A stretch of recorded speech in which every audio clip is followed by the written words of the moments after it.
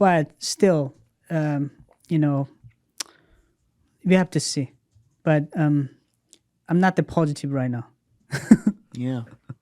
Do you think?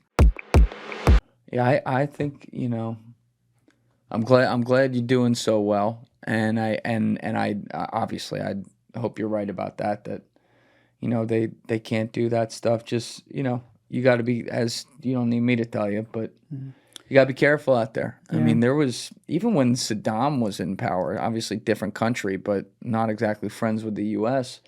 He had a place. You can almost see it on this map right here on the wall. It's about 10 streets off this map, but he had a place across from Michael Bloomberg, secret place where they would abduct political, dissidents in the West. There it is. Saddam Hussein had a secret torture chamber in NYC, right across the street from a prominent billionaire who was later mayor of the city. And it's just like regimes like this, far better than I do and everyone else listening. They don't operate in the same realities we do. So I hope to, see you guys get support to be able to take precautions and stay safe, because those people are crazy. Thanks. I'm thinking about getting a gun. That would be a good start. I can hook you up with some. We can get you some help on that for sure. Great. Yeah. I am a Second Amendment guy. I'm sure you are too. I should be self-vigilant and self-careful, so I should carry a gun. I've been thinking about it, and then I was surprised by my shooting skills, and then I thought I was a good shooter, but I did when I was in Texas, visiting my friends, and then oh God, like you got to get the tools back. A little bit. Nothing was imagined. We'll get you a good AR. You'll be back to earth, and no problem. Nice. But what's the story with your thoughts on, I guess, some of the unfreezing of conversations between the U.S. and Kim Jongun? Obviously, he's a very bad guy. We've laid that out 6 ways to Sunday today. Do you think there's anything positive that could come of that for the North Korean people, though? I hardly thinking in a positive way, but so for the first summit between President Trump and Kim, we supported. I hope. You did? Yeah. Actually, we had a conversation with the NSC people and then gave them advice, and then how to deal with Kim Jongun. So they made the videos like that, but I think the whole conversation went off the road. So eventually, they are praising each other like that.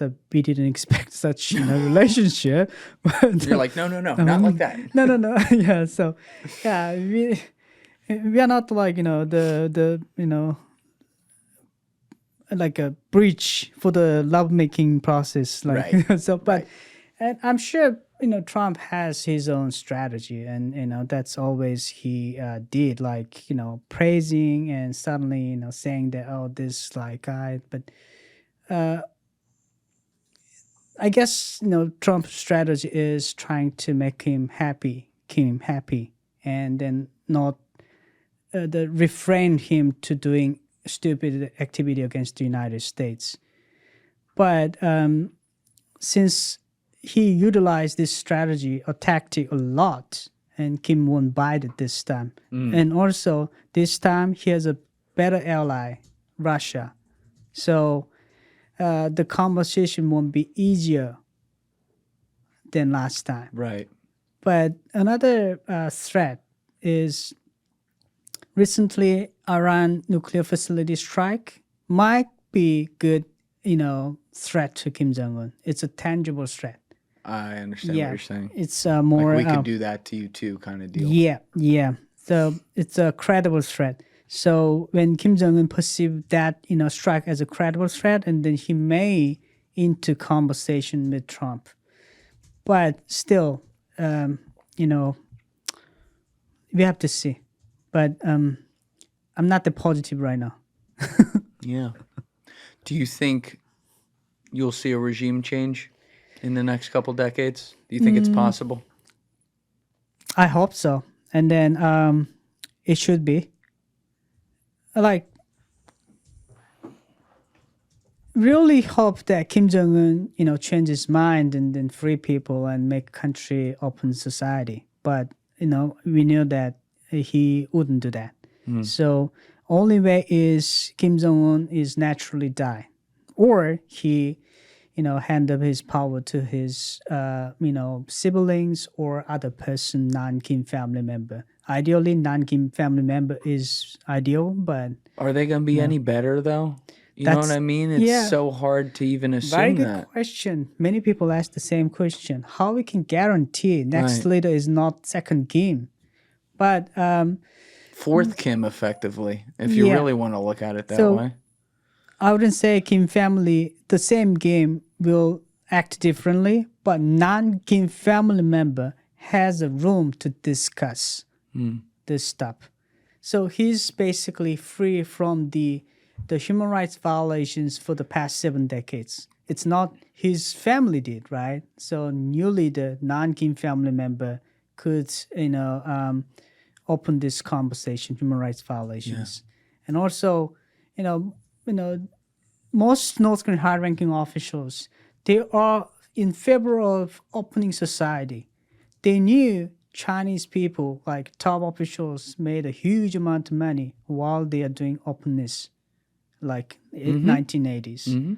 Yeah, they love money too. They want to make money. But because of Kim family, restricted openness, they cannot. They are basically feeding by Kim regime with small portion of food and the luxury, and they have to be satisfied that, but they don't like that like that situation. So I think, new leader from non-Kim family member has courage and room to discuss such issues. So before, that person is leaning towards the China, the U.S. and the Western society should approach that person to give education and then the offers.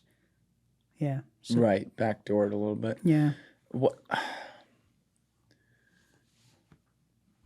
One of the things, and it's far too simplistic to think this way, but I've thought about this all the time, probably for the last decade, is how no one's killed that guy.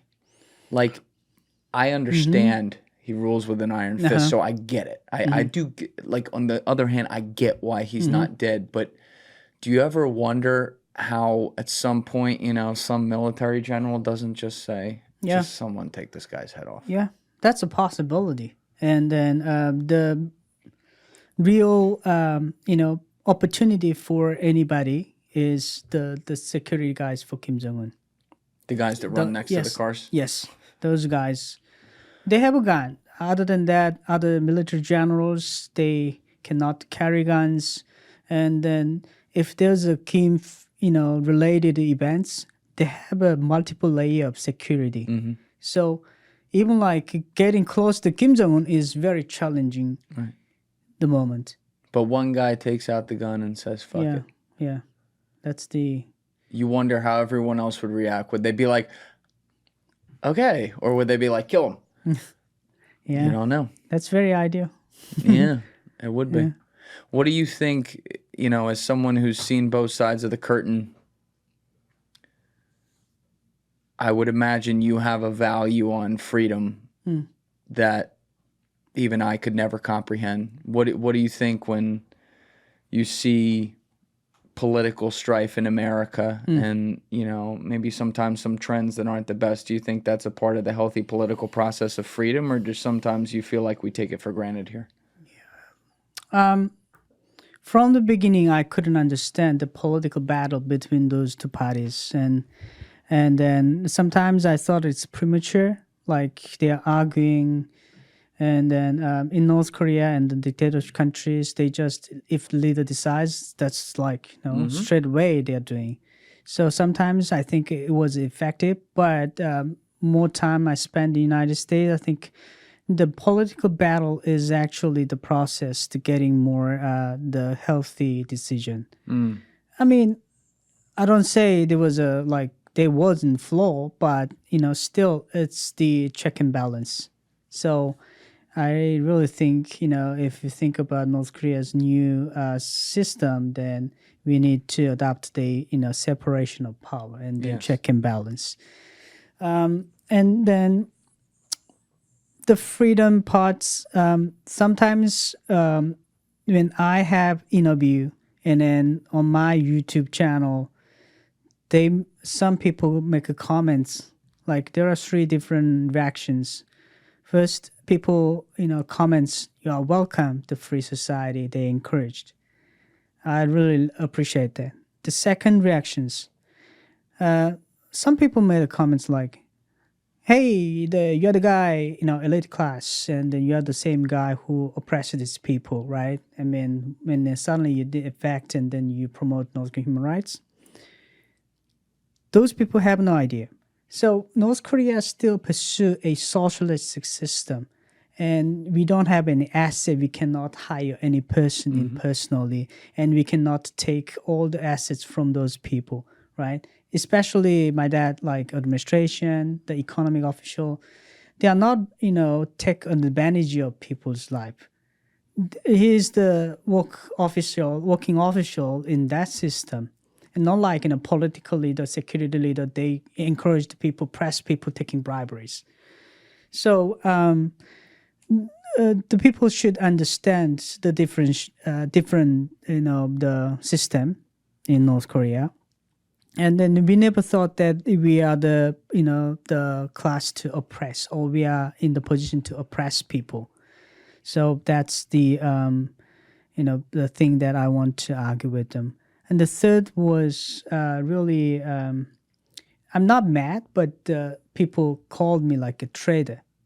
You betray the country, a traitor nation. And, North Korea. Yeah. And then they said that, oh, you should be ashamed of yourself, we'll abandon this country, like that. But no, I laughed because, this person who made the comments like that, he never... I'm sure he been to North Korea, but he never lived as a North Korean citizen, and then criticizes escapees as like a betrayed. That's right. Yeah, and then traitor. I was saying that, no one betrayed North Korea. The real person who betrayed the people was the Kim family. Absolutely. For 7 decades, Kim family, promised they will provide rice and meat soup on the people's food table. That one promise never fulfilled for 7 decades. Now, how come, people betrayed the regime? I mean, I would say the regime, the leaders betrayed its own citizens. Thank you guys for checking out this clip. If you haven't already subscribed, please subscribe and hit the like button on this video. It is a huge, huge help. And if you'd like to check out this clip's full podcast episode, that link is in the description below or right here. And finally, you can follow me on Instagram and X by using the links in my description below.